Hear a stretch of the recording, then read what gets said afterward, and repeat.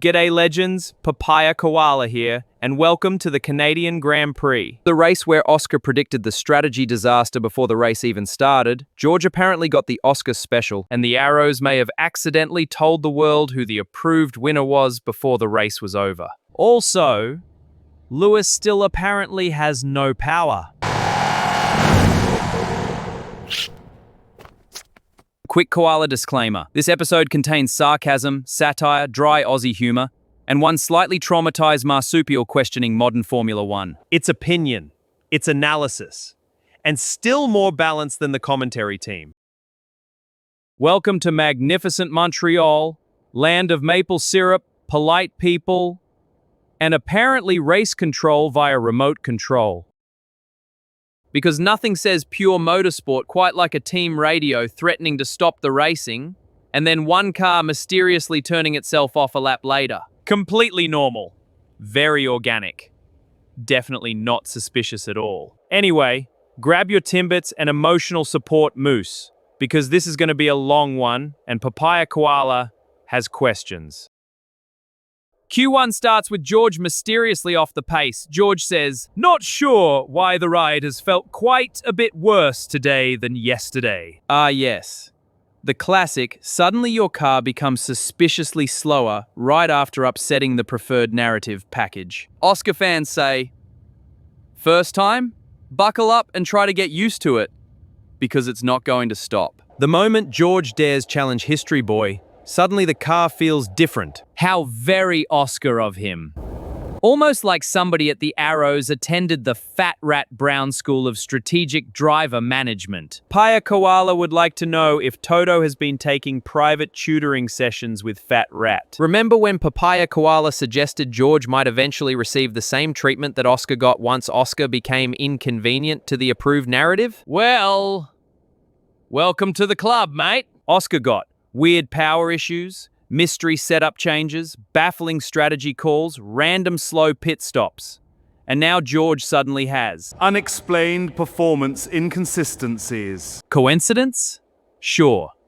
And Snake Stallard is an honest public servant. Meanwhile, Lewis is out there casually impeding Pierre Fox again, but because Lewis is British, the stewards immediately activate selective blindness.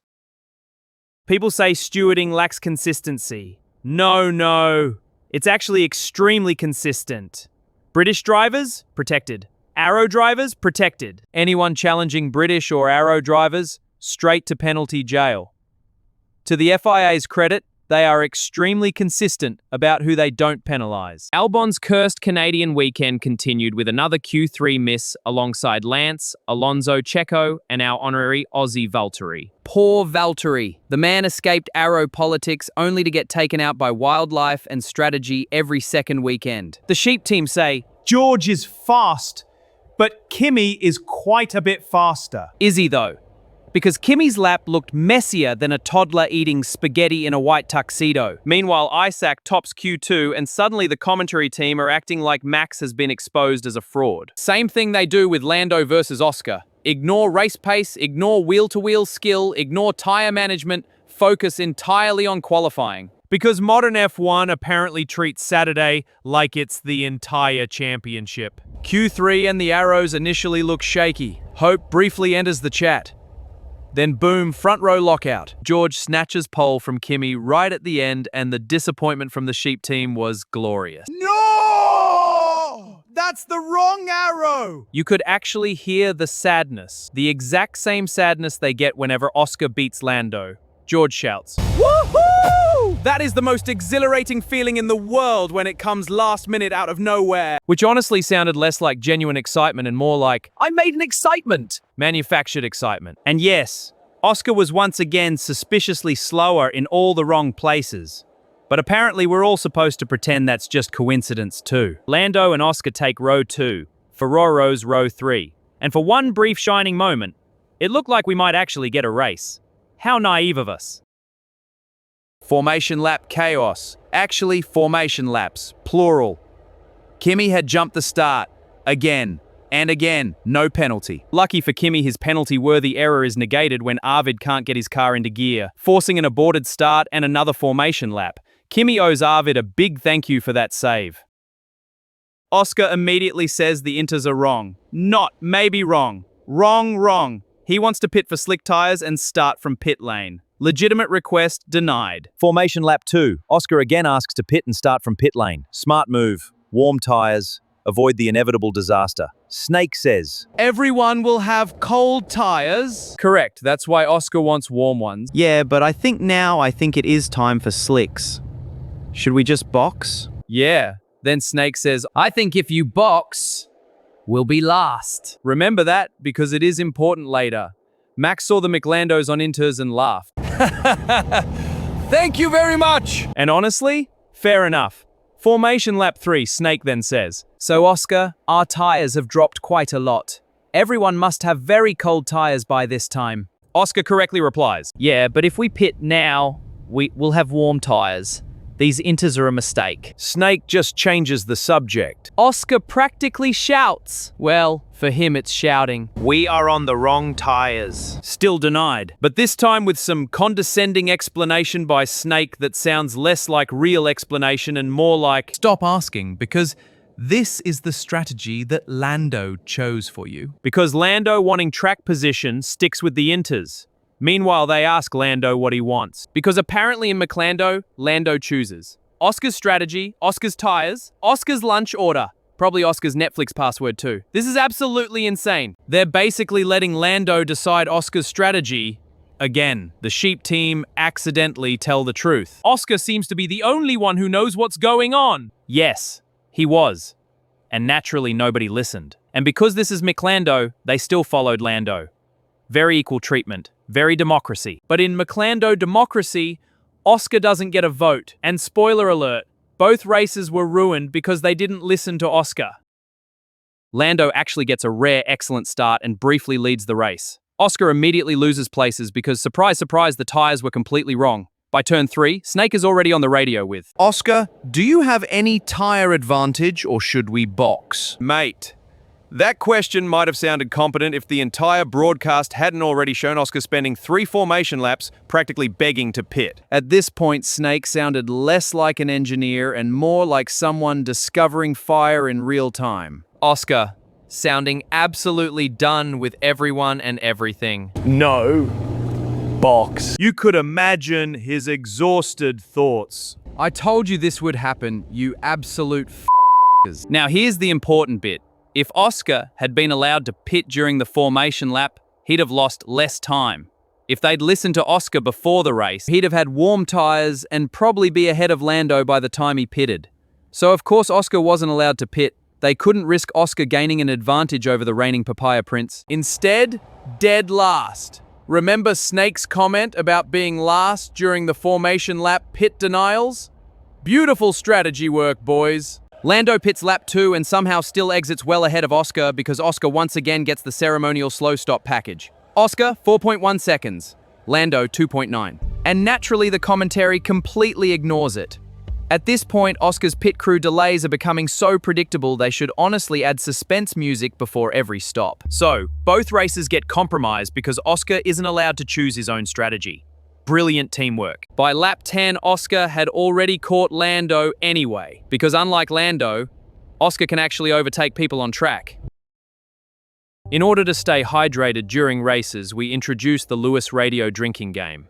Each time he whinges, take a drink, but maybe avoid alcohol or you could end up sloshed. I got no power, man! Drink. Thank you, Lewis. We'll check under the sofa cushions. Meanwhile, George and Kimi are battling hard. And by hard, I mean Kimi, locking up, running wide, cutting chicanes, generally driving like a Labrador on polished tiles. But because the Arrow has approximately the performance advantage of a fighter jet, none of it mattered. Kimi repeatedly sending it into corners too hot and hoping everyone else disappears. Then it happened again, and again, and again. Honestly, it was less a racing battle and more Groundhog Day, the dive bomb edition. Same move, same outcome, same radio whinging. Every time Kimi got half a nose ahead, the commentary team lost their minds. Kimi is leading the race! Kimi is leading the race! Kimi is leading the race! Calm down, sheep. He was ahead for 6 meters. Then Kimi cuts the chicane for the 5th time, claims. He pushed me off! No, mate. You launched yourself into another postcode. Eventually, he gives the place back, badly, because despite the propaganda, Kimi is so bad on wheel to wheel. but that didn't stop the sheep team absolutely gushing over Kimi. Confidence this, confidence that, confidence in the braking, confidence in the wing. At one point I expected, Look at the confidence in his windshield wipers. it was unbearable. Lewis on the radio. I need more power. And drink. Lewis, mate, really? At this point, Ferraro should just plug the car into a wall socket. Oscar is charging through the field brilliantly, then gets stuck behind Oli Bear, weaving like he's trying to dodge sniper fire. Oscar reports, Downshift is still quite bad. Snake responds, copy.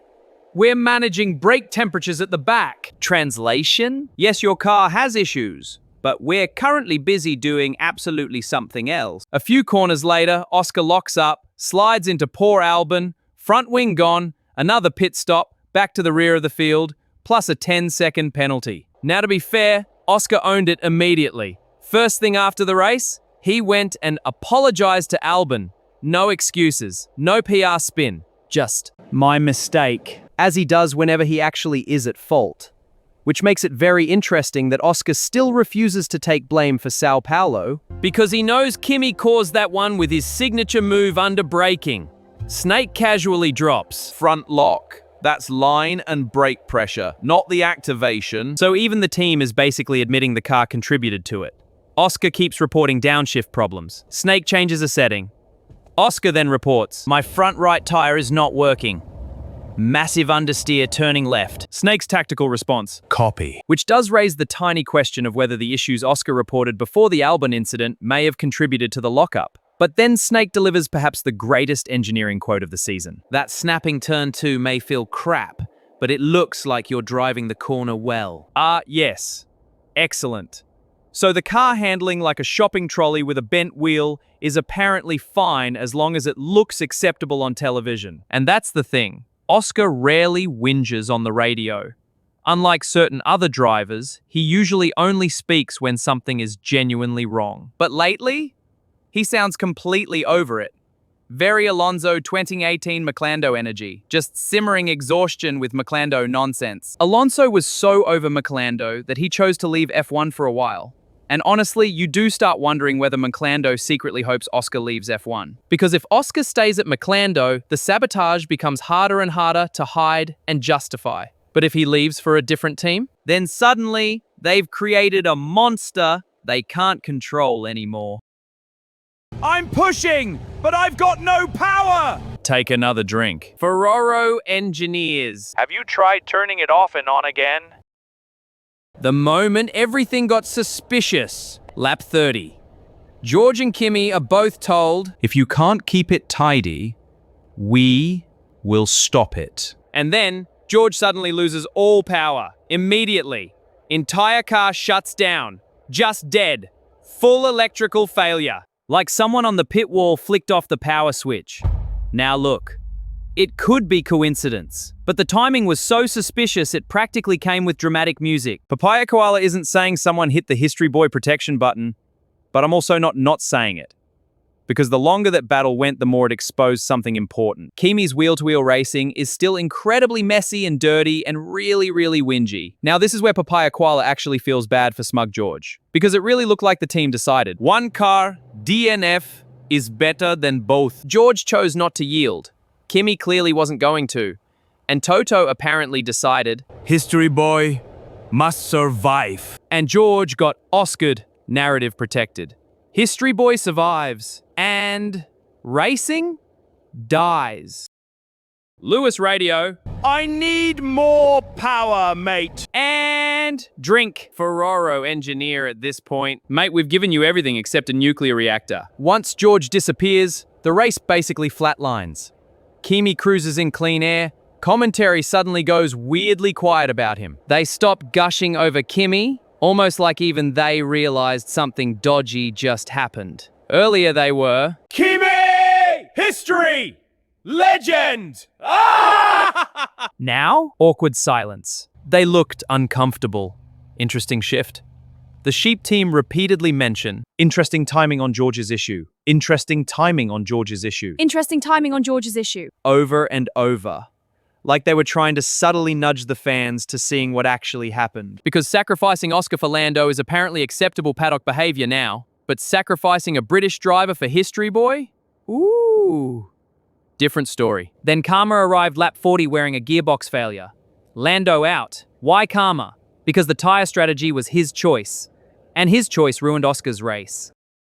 Max was sliding around, unable to get temp in his front tyre. I need more power, mate, it's useless. I got no power. Lewis says as he goes sailing past Max with more power than Max has. Final drink. Kimi wins. But the celebration felt weird. Even Kimi looked weirdly flat afterwards. No TikTok posing. No swagger. No over-the-top excitement. Kimi looked like he knew that wasn't a clean win. And deep down, everyone watching knew the same thing. The best battle of the season got artificially ended, and fans noticed. The crowd gave bigger cheers to Lewis and Max than Kimi. That tells you everything. Feels like somebody doesn't want me fighting for this championship. Yeah, it genuinely does. And that somebody? Mate. His name is Toto. And honestly, George might now be getting the full Oscar experience. Mysterious reliability issues. Convenient setbacks, narrative management, while History Boy remains untouched by the same bad luck. Sound familiar, doesn't it? Oscar fans? Mate. Welcome to the club, George. To his credit, Lando actually admitted the tyre choice was his call. That's fair. But it raises a very awkward question. Why is Lando choosing Oscar's strategy?